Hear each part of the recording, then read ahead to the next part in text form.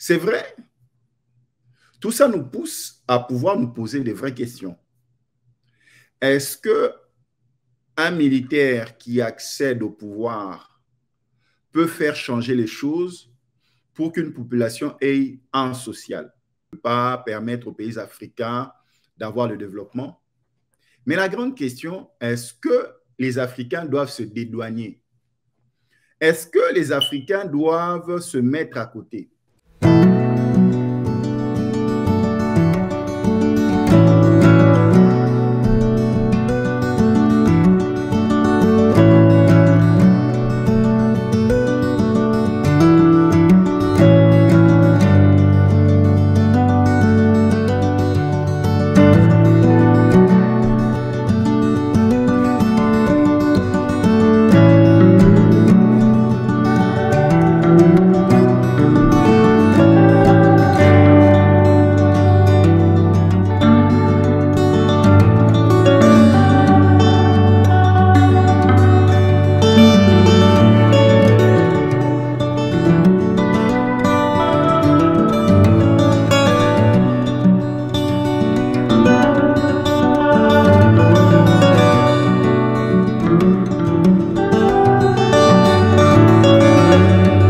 Un homme qui ne pourra jamais trouver de solution à ses problèmes aura toujours ses problèmes devant lui.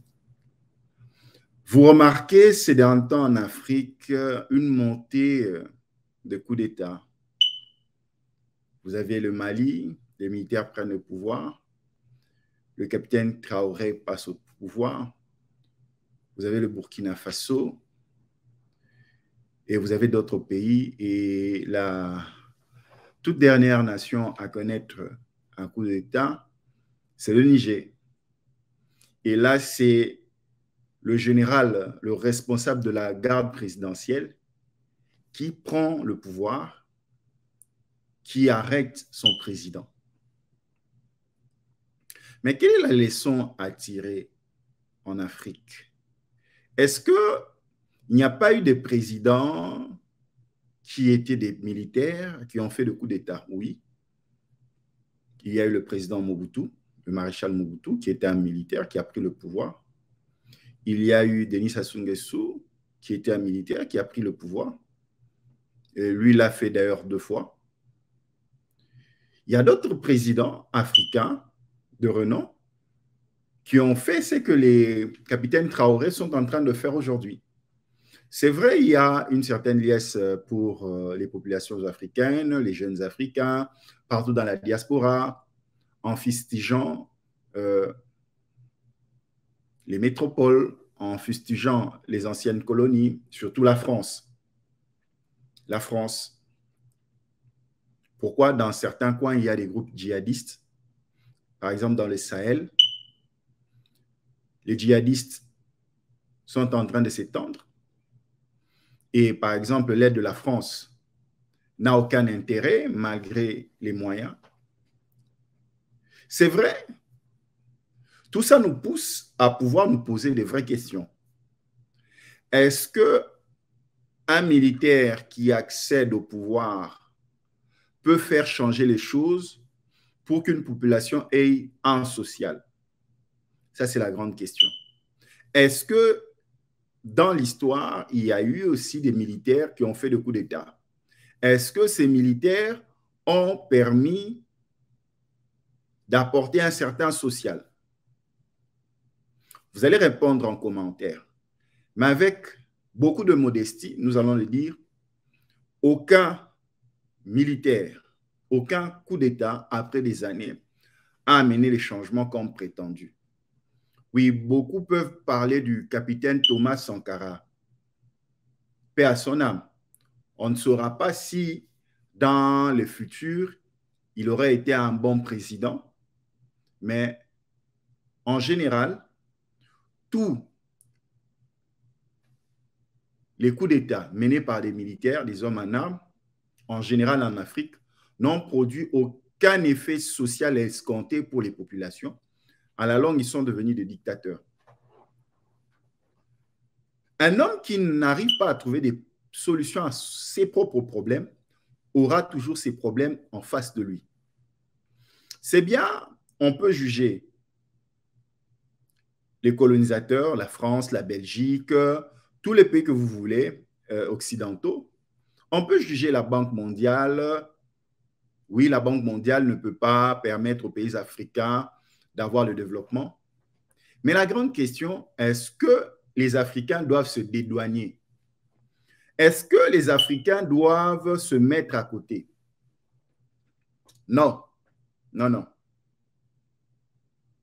Chaque pays au monde, que ce soit les États-Unis, la France, la Belgique, a eu des moments difficiles par lesquels ces populations devaient choisir son avenir. Et dans cet échange, nous allons parler de ce que doit faire la population africaine pour prétendre au bien-être qui est le social. Nous allons aller palier par palier. Premier palier, ce sont ceux pays africains qui ont pu avoir la chance de pouvoir instaurer des processus électoraux ou les processus électoraux. Et dans ce processus électoral, les populations sont appelées à pouvoir voter. C'est vrai, on peut parler de tricherie, on peut parler de manigances électorales, mais quelle est la part de la population? C'est qui un bon électeur? Est-ce qu'un bon électeur, c'est celui qui est instruit? Est-ce qu'un bon électeur, c'est celui qui n'est pas instruit? Est-ce qu'un bon électeur, c'est celui qui est rattaché à un parti politique? La question, on peut la répondre de cette manière. Un bon électeur est celui qui fait le choix d'un candidat qui peut prétendre à lui garantir un mieux-être dans le social. Nous prenons le cas de la République démocratique du Congo pour les élections en 2023. Il y a les députés, par exemple. Les députés sont là pour voter des lois et faire des contrôles parlementaires, veiller sur la bonne marche de l'État, de l'exécutif, le travail qu'ils font. Il est là pour pouvoir savoir si ce travail est bien fait ou pas. C'est comme le Sénat américain, c'est comme le Sénat français, c'est comme les parlements à travers le monde.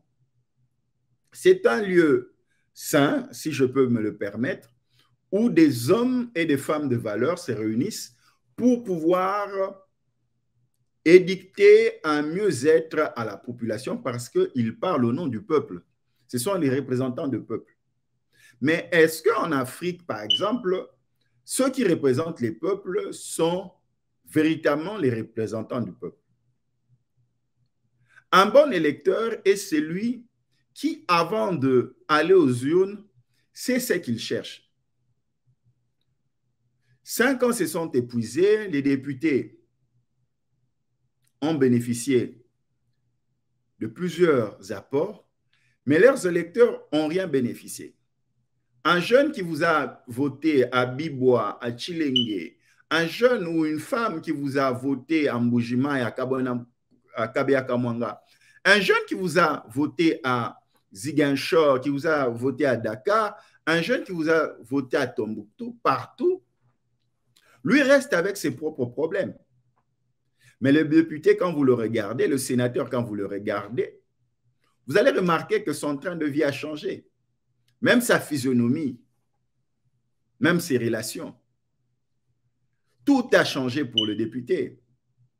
Il est en train de louer une maison dans une banlieue, dans un quartier pauvre, mais grâce à vos voix, il est dans un quartier huppé. Il peut se déplacer à Gombe, il peut se déplacer à Brazzaville, il peut se déplacer à Dakar, il peut aller dans des grandes villes. Toi qui l'as élu, tu n'as pas de véhicule, tu n'as pas d'avenir pour tes enfants. Mais tu remarqueras que ce député va de l'avant. Vous l'avez ouvert les portes de pouvoir changer sa vie. Vous, en tant qu'électeur, vous avez changé la vie de ce député, voire même vous avez changé la vie du président de la République que vous avez élu. Mais est-ce qu'en changeant les conditions sociales de ce que vous élisez, est-ce que ceux-là sont capables aussi à changer vos conditions sociales? Un député que vous avez élu qui était à pied, qui n'avait pas de voiture, qui n'était même pas connu, vous l'avez voté, vous l'avez donné vos voix en province, en chef-lieu, il est venu dans la capitale, on l'a donné une Jeep qu'il ne pouvait pas acheter avec son propre argent, on l'a donné une maison ou bien des avantages qu'il ne pouvait pas avoir de sa propre famille. Vous avez permis à changer son avenir. Mais est-ce que lui, il peut changer son avenir? Lui, peut-il changer votre avenir? C'est la raison pour laquelle il faut conscientiser les électeurs à comprendre que l'on ne vote pas une personne pour ses polos. On ne vote pas une personne parce qu'il a remis à vos pasteurs de Jeep.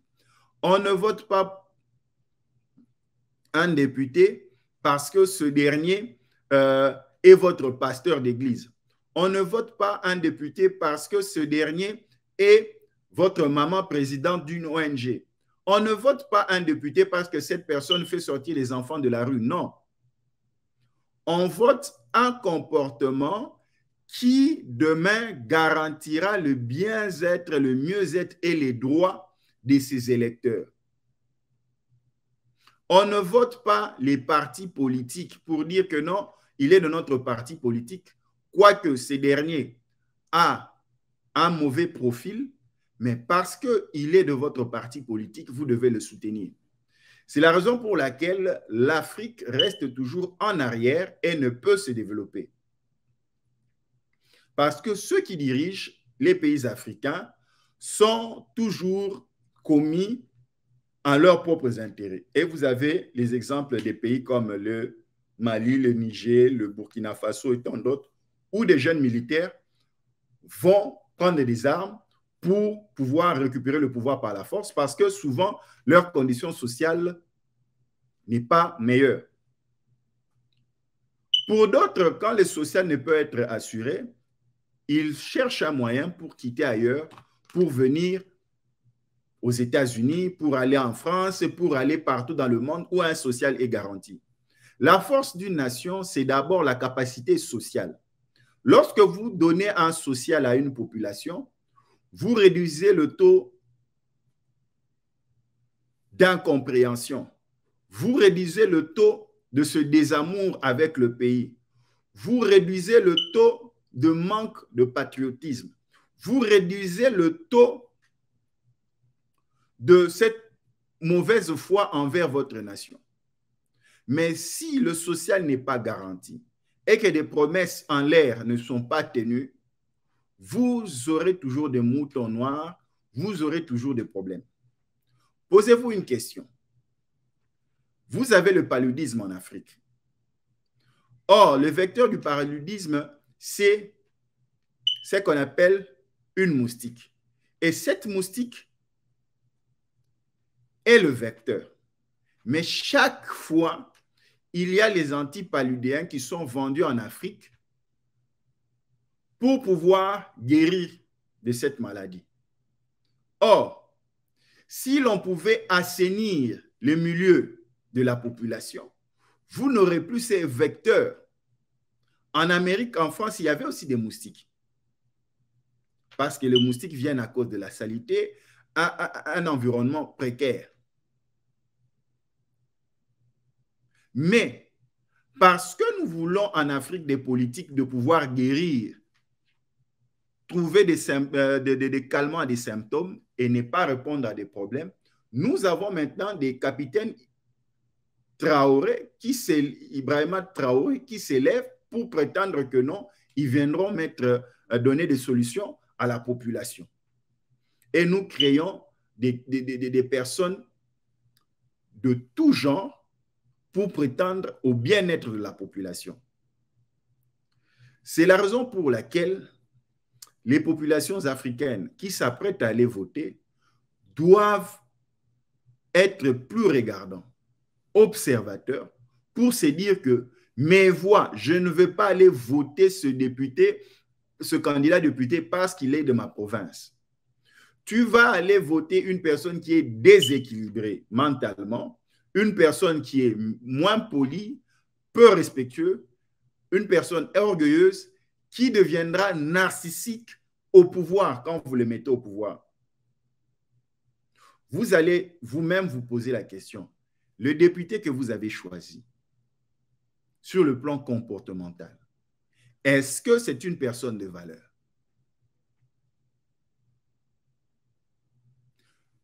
Nous allons terminer par ce pays en Afrique qui ont de coups d'État.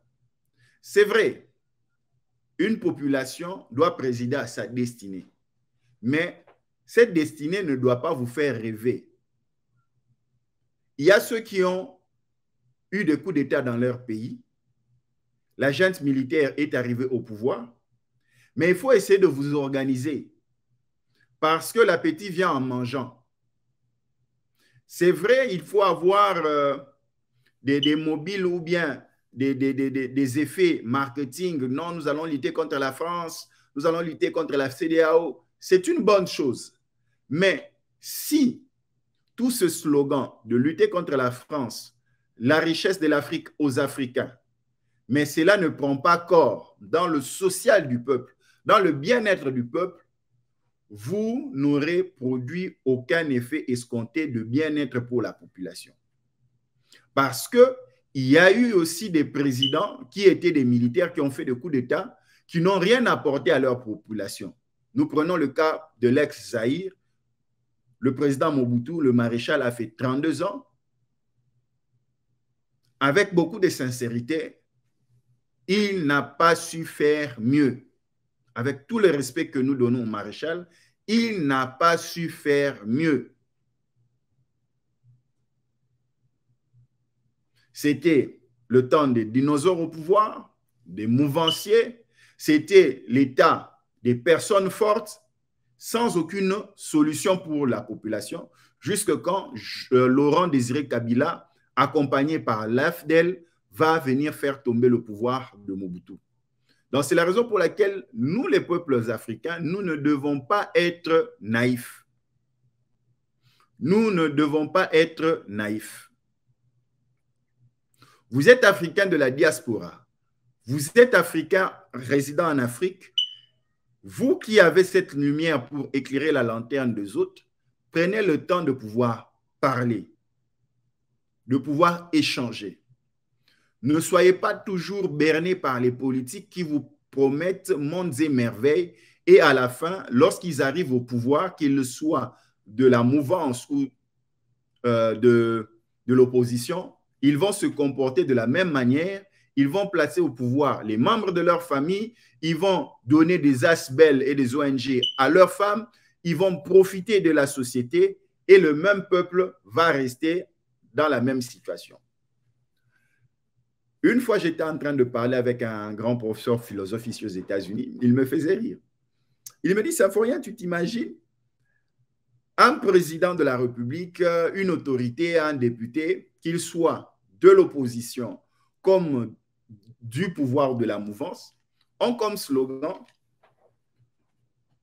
nous allons tout faire pour donner l'impulsion à la population. Nous allons tout mettre en œuvre pour donner